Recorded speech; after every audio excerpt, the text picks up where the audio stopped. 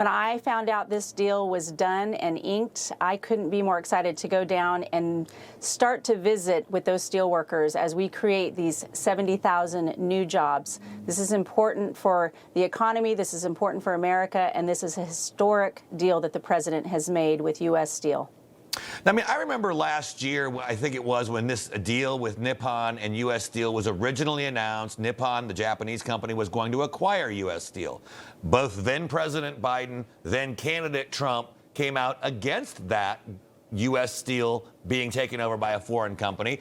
But the president went one further. He said, I'm going to keep a deal to keep the money, the investment coming in, protect American workers, protect U.S. Steel, and partner it with Nippon. I mean, this seems like a win-win for the company, for the steel workers, and ultimately even American national security. Well, first and foremost, what the president did there was protect the American worker. Onshoring and having in the agreement that those American workers will stay here in the United States was key. That has been his focus from day one. That is what we are working on together, is to grow this economy and to make sure that we're protecting the American worker first. And he sealed the deal. You know, a lot of times when we think of steel, I think a lot of people think of bridges, buildings, cars, things like that. But really, this is a national security issue because it's about submarines, aircraft carriers, battleships, satellites, missiles. And that's really one of the big focuses of the president, to make sure that we still have domestic manufacturing in areas that are critical to national security. Absolutely. We have to be self-reliant on the United States of America first. If we're going to be dominant, not only does this open up the manufacturing sector, but it's going to open up many other sectors as well, the energy sector. And so we have to be self-reliant. The president understands that. And now Pennsylvania is going to understand that tonight at this great rally that we're going to have.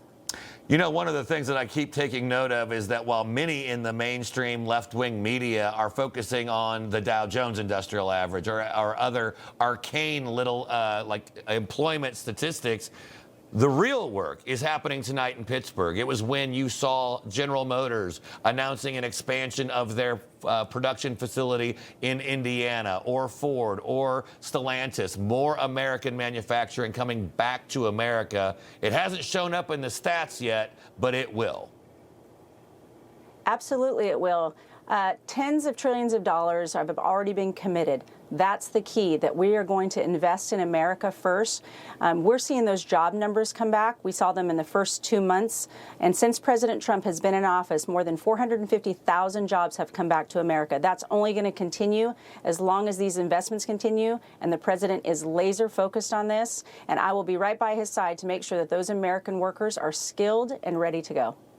You know, one of the things I want to shift gears a little bit, obviously this afternoon before the president heads to Pittsburgh, he and Elon Musk are going to have a news conference in the Oval Office.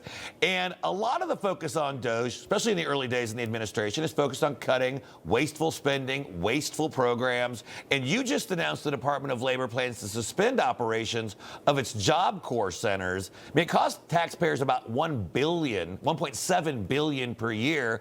But you say it wasn't getting the job done. I mean, that's how we should be approaching government. So what do you plan to do to move those processes forward so you can actually get results?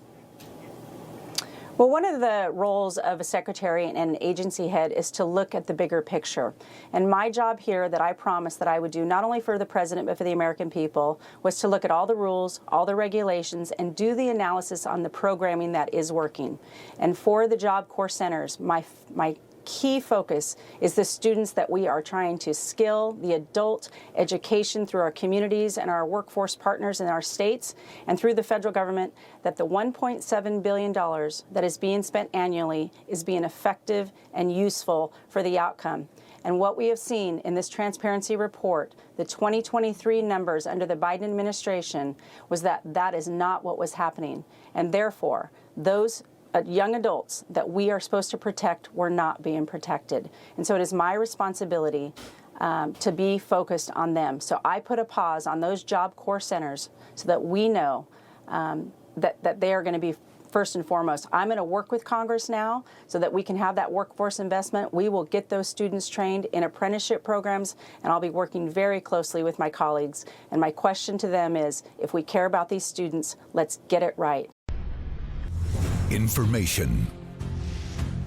Truth is freedom. Is Newsmax. It's real news for real people.